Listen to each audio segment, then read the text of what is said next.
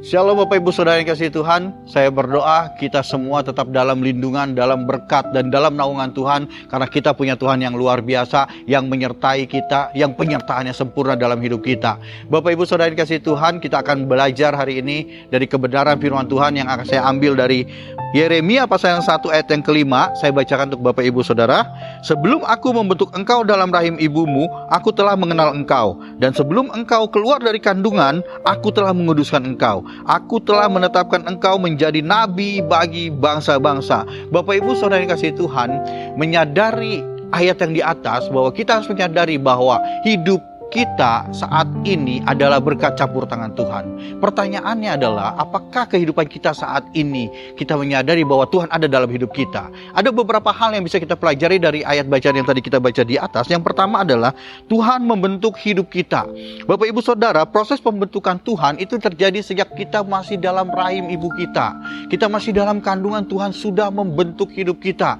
Dan yang masalah adalah kadang-kadang kita tidak mau dibentuk sama Tuhan. Kita lari dari bentukan Tuhan. Kita lari dari rencana Tuhan yang hendak membentuk kita. Bapak Ibu Saudara, masih ingat ketika manusia pertama diciptakan di Taman Eden, Adam dan Hawa.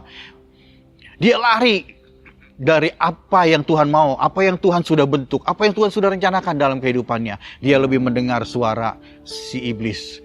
Bapak Ibu Saudara kasih Tuhan, berbeda dengan kisah Tuhan Yesus ketika dia dicobai. Ketika dia dicobai oleh iblis untuk menjatuhkan dirinya. Dia bilang apa? Jangan mencobai Tuhan Allahmu. Karena kita percaya, karena Yesus percaya bahwa ketika dia mencobai Tuhan, dia keluar dari rencana Tuhan. Dan itu malah petaka baginya. Bapak Ibu Saudara yang kasih Tuhan, jangan pernah membuat rencana di luar rencana Tuhan. Sadari bahwa Tuhan sudah merajut kita dan Tuhan sudah menetapkan kita. Yang kedua Bapak Ibu Saudara, Tuhan mengenal kita. Sejak dalam kandungan ibu kita, Tuhan sudah kenal kita. Tuhan sudah mengerti kita. Sekarang pertanyaannya, apakah kita mengenal Tuhan kita?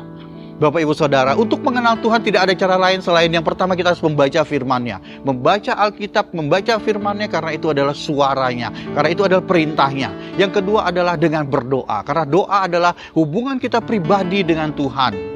Bapak Ibu Saudara, ketika kita mulai berdoa, kita mulai membangun hubungan pribadi kita dengan Tuhan.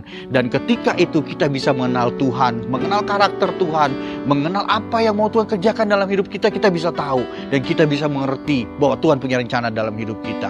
Dengan begitu, kita akan mengenal Dia semakin lagi, semakin lagi. Bapak Ibu dikasih dalam Tuhan, berdoa adalah hubungan pribadi dengan Tuhan. Tidak ada cara lain kalau Bapak Ibu Saudara kita semua mau kenal Tuhan selain dengan berdoa dan punya hubungan pribadi dengan Tuhan. Yang ketiga Bapak Ibu Saudara, yang ketiga adalah Tuhan menguduskan kita. Bahwa kita ada di dunia ini bukan untuk suka-suka kita, bukan untuk kita berbuat dosa, atau untuk kita bersenang-senang atau suka-suka hidup kita.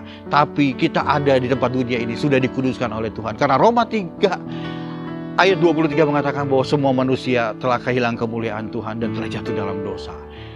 Marilah jaga kekudusan dalam hidup kita untuk kita lebih mengerti lagi Tuhan. Yang keempat, yang terakhir Bapak Ibu, bahwa Tuhan sudah menetapkan kita.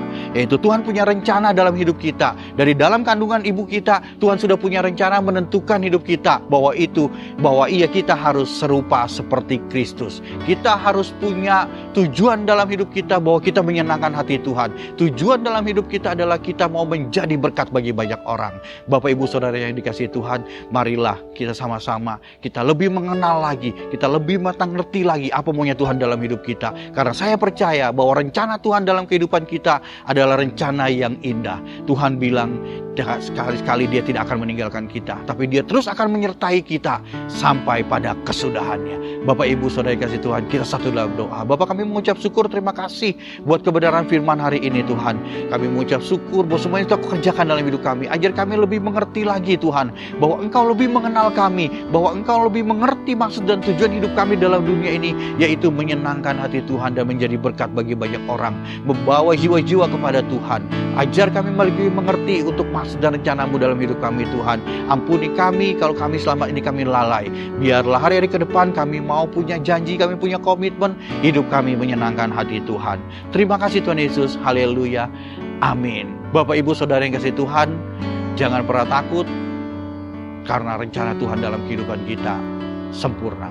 Tuhan Yesus memberkati.